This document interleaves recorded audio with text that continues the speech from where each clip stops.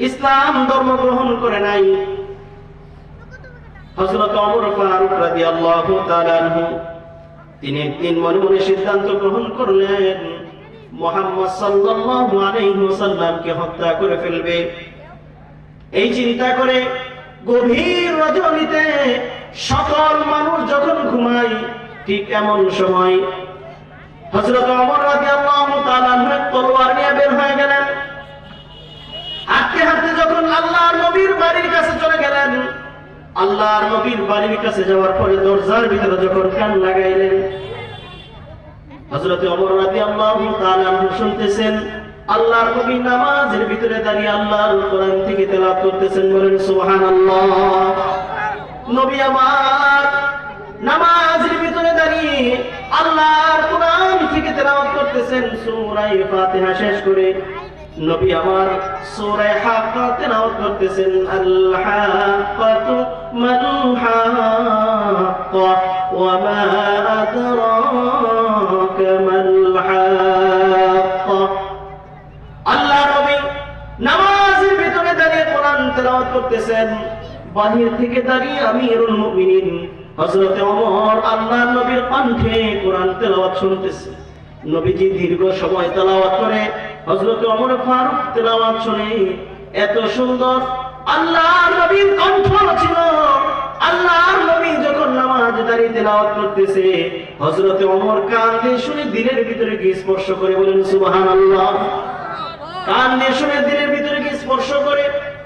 যে ওমর আল্লাহর নবীকে হত্যা করার জন্য এসেছিল, আল্লাহর নবীর কণ্ঠের কোরআন তেলাওয়াত শুনে তার দিল নরম হয়ে যায়।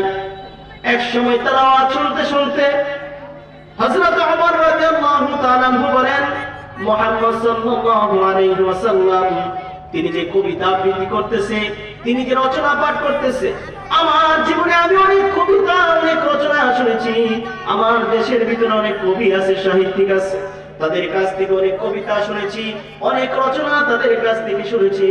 কিন্তু আল্লাহর কসম করে বলছি মুহাম্মদ যে রচনা আবৃত্তি করতেছে, মুহাম্মদ যে কবিতা পাঠ করতেছে, এত সুন্দর কবিতা আমার জীবনে আমি আর শুনি না। এই কথাটা শোনার পর তিনি মনে মনে এই কথা বলতেছেন আল্লাহর নবী হয়তো কোনো কবি সাহিত্যিক হবে। মুহাম্মদ সাল্লাল্লাহু আলাইহি ওয়াসাল্লাম তিনি যদি কোনো কবি সাহিত্যিক না হয় এত সুন্দর রচনা আবৃত্তি তিনি কিভাবে করতেছেন। হযরত ওমর মনে মনে চিন্তা করলেন আল্লাহর নবী নামাজের ভিতরে দাঁড়িয়ে আমিরুল মুমিনিন হযরত ওমরের এই মনের কথা বুঝতে পারলেন। আল্লাহু আকবার। আল্লাহর নবী কোরআন থেকে জবাব দিয়ে বলেন ওয়া মা হুয়া বিকাউলি শাইরিন ক্বালিলাম মা তুমিনুন। আল্লাহর নবী বলেন এটা কোনো কবি সাহিত্যিকের কথা নয়, বরং তোমরা কম সংখ্যক লোকের ঈমান এনে থাকো। এটা কোনো কবি সাহিত্যিকের কথা নয়, বরং তোমরা কম সংখ্যক লোকের এটার উপর ঈমান এনে থাকো। হযরত ওমর ফারুক রাদিয়াল্লাহু তাআলা আশ্চর্য হয়ে গেলেন, ব্যাপার কি? আমি মনে মনে ধারণা করেছি, আমি তো জবান দিয়ে বলি নাই, তাহলে নবীজি আমার মনের কথা কিভাবে বুঝলেন? হযরত ওমর বলেন না না, মুহাম্মদ সাল্লাল্লাহু আলাইহি ওয়াসাল্লাম তিনি কোনো কবি সাহিত্যিক না, তিনি একজন গণক। কারণ তিনি আমার মনের ভাষা বুঝতে পেরেছেন। আল্লাহর নবী সম্পর্কে যখন হযরত ওমর এই চিন্তা করলেন, আল্লাহর নবী নামাজের ভিতরে দাঁড়িয়ে হযরত ওমর ফারুক রাদিয়াল্লাহু তাআলা নূর মনের ভাষা বুঝতে পারলেন। সুবহানাল্লাহ। আল্লাহর নবী তার কোরআন থেকে জবাব দিয়ে ওয়ালা বিকাউলি কাহিনিন ক্বালিলাম মা তাযাক্কারুন। আল্লাহর নবী বললেন এটা কোন গণক পণ্ডিতের কথা নয়, বরং তোমরা কম সংখ্যক লোকেরা এটাকে অনুধাবন করে থাকো। হযরত ওমর ফারুক চমকে গেলেন, আশ্চর্য হয়ে গেলেন, ব্যাপার কি? মুহাম্মদ সাল্লাল্লাহু আলাইহি ওয়াসাল্লাম সম্পর্কে প্রথমে তো ধারণা করেছিলাম তিনি কোন কবি সাহিত্যিক হবে। আল্লাহর কোরআন থেকে জবাব দিলেন এটা কোন কবি সাহিত্যিকের কথা নয়। এরপরে ধারণা করলাম মুহাম্মদ সাল্লাল্লাহু আলাইহি ওয়াসাল্লাম তিনি কোন গণক পণ্ডিত হবে। আল্লাহর কোরআন দ্বারা এটারও জবাব দিয়ে দিল এটা কোন গণক পণ্ডিতের কথা নয়। এবার নিজেকে নিজে প্রশ্ন করে বলতেছেন তাহলে মুহাম্মদ সাল্লাল্লাহু আলাইহি ওয়াসাল্লাম রচনা আবৃত্তি করতেছেন, তিনি যে কবিতা পাঠ করতেছেন, এগুলা কোত্থেকে এসেছে? এগুলা কি নিজেকে নিজে যখন প্রশ্ন করতেছেন, আল্লাহর নবী নামাজের ভিতরে দাঁড়িয়ে হযরত ওমর ফারুকের এই কথার জবাব দিয়ে বলেন, তানজিলুম মির রাব্বিল আলামিন। আল্লাহর নবী বললেন, এটা হলো মহান মর্তবা হক আল্লাহ তাআলার তরফ থেকে নাযিলকৃত কোরআনের আয়াত। সুবহানাল্লাহ বলেন। আল্লাহ নবী যখন এই জবাব দিলেন, হযরত ওমরের দিলটা নরম হয়ে যায়। এবার হযরত ওমর বলে, না না না না, মুহাম্মদকে আমি হত্যা করব না। আল্লাহু আকবার। হযরত ওমর বলে, না না, মুহাম্মদকে আমি হত্যা করব না। এই চিন্তা করে খলিফাতুল মুসলিমিন আমিরুল মুমিনিন হযরত ওমর রাদিয়াল্লাহু তাআলা নিজের বাড়িতে চলে গেলেন। কিছুদিন এভাবে অতিক্রম হলো। কিছুদিন পর মক্কার লিডার আবু জাহেল একটা বৈঠক বসালেন, এক মিটিং ডাকলেন, এক বৈঠক পরিসভা ডাকলেন। আবু জাহেল বলতেছে, কে আছো? মুহাম্মদকে হত্যা করতে পারবে, মুহাম্মদের কল্যাণ দিতে পারবে? বৈঠকের ভিতরে, মজলিসের ভিতরে কেউ কোনো কথা বলে না, সকলে মাথা নিচু করে রেখেছে। মুহাম্মদ সাল্লাল্লাহু আলাইহি ওয়াসাল্লামকে হত্যা করবে এমন দুঃসাহস কেউ করতে পারে না। হঠাৎ করে হযরত ওমর দাঁড়িয়ে যায়। হযরত ওমর বলেন, আমি মুহাম্মদকে হত্যা করতে পারবো। বলে নাউজুবিল্লাহ। আরেকটু আস্তে বলেন নাউজুবিল্লাহ। হযরত ওমর বলেন, আমি মুহাম্মদকে হত্যা করব, মুহাম্মদের কল্যাণ আমি এনে দিতে পারবো। তবে আমি যদি মুহাম্মদকে হত্যা করি, মুহাম্মদ সাল্লাল্লাহু আলাইহি ওয়াসাল্লামের কল্যাণ যদি আমি এনে দিই, তাহলে আমি কি পাবো? কে বললেন? হযরত ওমর বললেন। আবু জাহেল বলে, তুমি যদি মুহাম্মদকে হত্যা করতে পারো, মুহাম্মদের কল্যাণ দিতে পারো, তাহলে এই মক্কার রাজত্ব তোমাকে দেওয়া হবে, মক্কার রাজত্বের সিংহাসনে তোমাকে বসানো হবে, এই মক্কার অনেক ধন সম্পত্তি তোমাকে দেওয়া হবে। এবার হযরত ওমর বলে, ঠিক আছে, আমি মুহাম্মদকে হত্যা করব, মুহাম্মদের কল্যাণ আমি আনবো। এবার দিনের বেলায় নাঙ্গা তলোয়ার নিয়ে হযরত ওমর আল্লাহর নবীকে হত্যা করার জন্য বের হয়ে যায়। দিনের বেলায় হযরত ওমর আল্লাহ নবীকে হত্যা করার জন্য বের হয়ে গেল।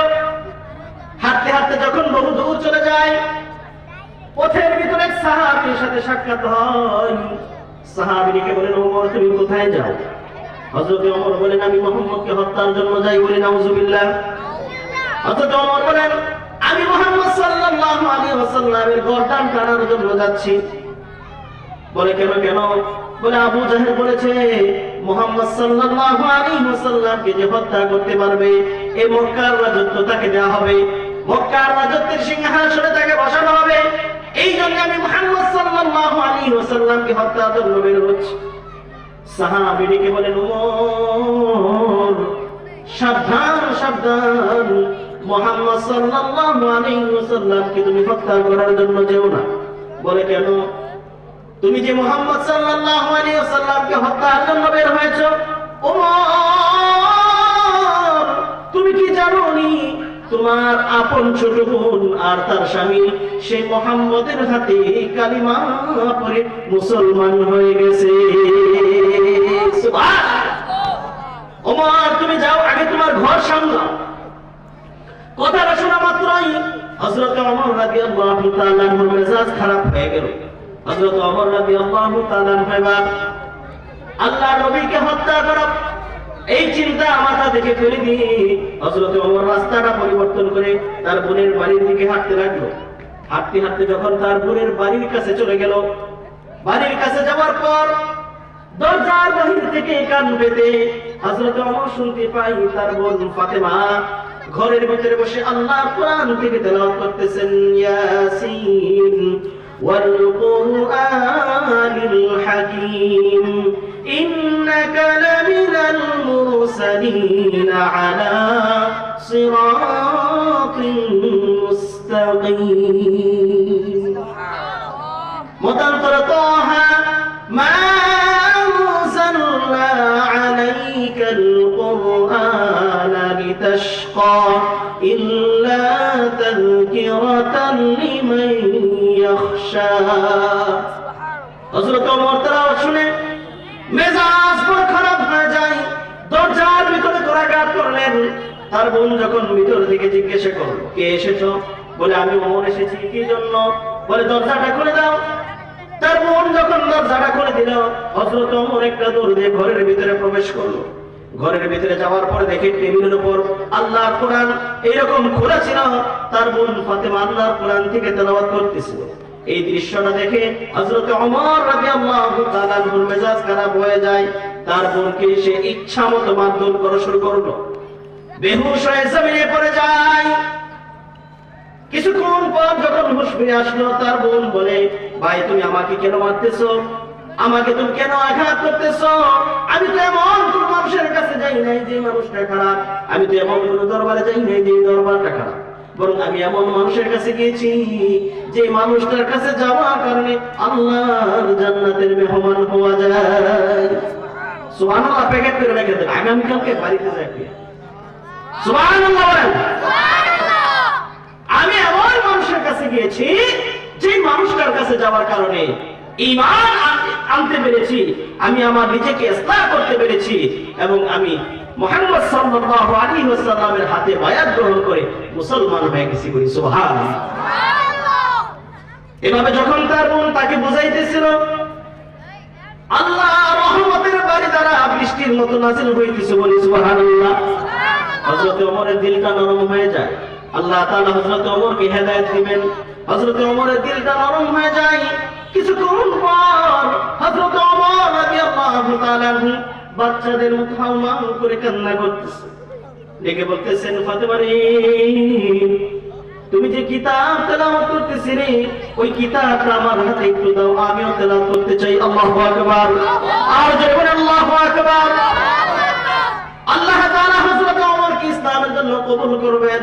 হযরত ওমরের দিলটা নরম হয়ে গেছে। হযরত ওমর বলেন, বোন আমার, তুমি যে কিতাব তেলাওয়াত করতেছিলে আমার হাতে একটু দাও, আমিও পড়তে চাই।